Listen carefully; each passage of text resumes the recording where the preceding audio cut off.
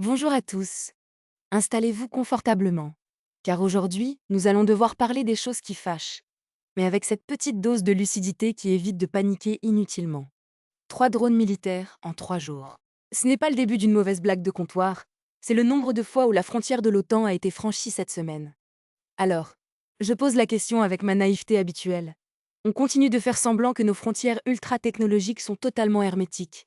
Ou on commence enfin à regarder la réalité en face.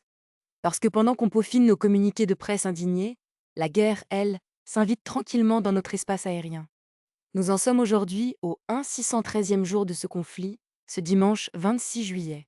C'est fascinant et terrifiant de voir comment le cerveau humain s'habitue à l'horreur. Au début, chaque sirène d'alarme faisait la une des journaux. Aujourd'hui, on glisse sur l'information comme on glisse sur la météo.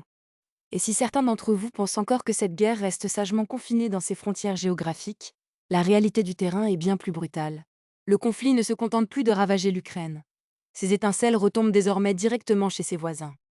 Entre les frappes quotidiennes qui s'intensifient et les violations répétées de l'espace aérien de la Roumanie, qui est aussi, je le rappelle pour ceux qui dorment près du radiateur, l'espace aérien de l'OTAN et de l'Union européenne, la guerre frappe à notre porte.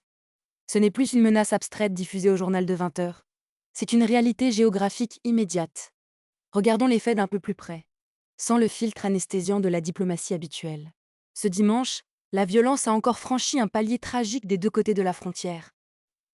D'un côté, les autorités russes locales nous annoncent que 6 personnes ont été tuées dans des frappes ukrainiennes, ciblant des zones occupées de l'Ukraine, ainsi qu'un village frontalier russe. De l'autre côté, à Kiev, les autorités ukrainiennes rapportent que 4 personnes ont perdu la vie sous les bombardements russes. Et tout cela se produit au lendemain d'une journée de samedi particulièrement effroyable, qui avait déjà fait 20 morts dans les deux pays. Une comptabilité macabre qui tourne en boucle, jour après jour. Mais le sommet du cynisme, celui qui coupe le souffle, a été atteint dans l'après-midi à Tchernigiv, dans le nord de l'Ukraine. Un drone russe a frappé un supermarché ordinaire. Oui, vous avez bien entendu, un supermarché, l'endroit même où les gens ordinaires font leurs courses le dimanche. Le bilan est terrible. 2 morts, dont un enfant, et 13 blessés.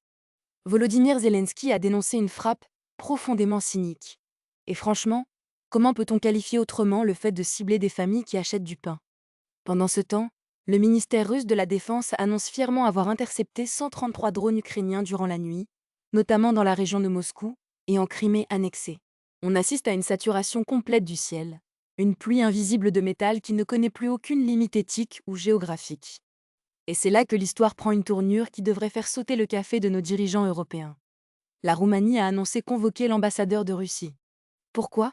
Parce qu'un drone, le troisième en seulement 3 jours à survoler son territoire limitrophe de l'Ukraine, a dû être abattu par ses forces armées. Dimanche, un avion de chasse F-16 roumain a intercepté et détruit un drone au-dessus de la mer Noire. 5 minutes. C'est le temps qu'il faut pour faire couler un café, mais c'est aussi le temps qu'il a fallu à ce drone après son entrée dans l'espace aérien national pour être neutralisé.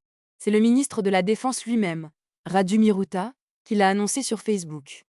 Alors, permettez-moi de poser une question bêtement candide. À quoi servent nos traités de défense mutuelle et nos grands discours sur la souveraineté si on laisse un voisin belliqueux utiliser l'espace aérien de l'OTAN comme un couloir de tir d'essai? Depuis 2022, la Roumanie fait face à de fréquentes incursions de drones, dont certains se sont carrément écrasés sur son sol.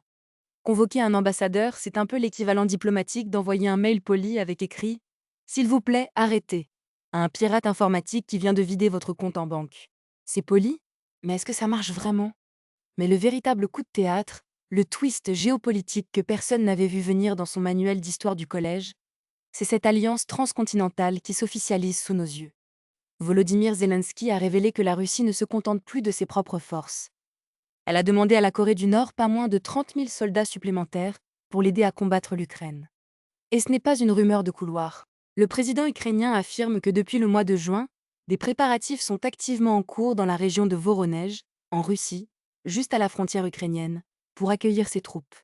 Pour couronner le tout, Pyongyang s'apprête également à transférer à la Russie des lanceurs supplémentaires pour missiles balistiques. Réfléchissons-y 2 minutes. On ne parle plus d'une guerre régionale entre deux voisins. On parle d'une mondialisation par la bande, d'une externalisation de la violence. La Russie aide la Corée du Nord à apprendre à faire la guerre moderne, à améliorer ses technologies militaires et à acquérir, eh bien, Le document officiel s'arrête sur ce mot inachevé, mais on comprend tout très bien le sous-entendu. Acquérir une expérience pratique de combat que l'argent ne peut pas acheter. C'est un laboratoire d'essais militaires à ciel ouvert, financé par la destruction. Alors, l'Europe est-elle prête à assumer les conséquences de ce conflit mondialisé qui ne dit pas encore son nom? Sommes-nous condamnés à regarder les drones franchir nos frontières et les alliances de l'ombre se consolider sans réagir? La question reste ouverte, et j'attends vos analyses, toujours très affûtées, dans l'espace commentaire.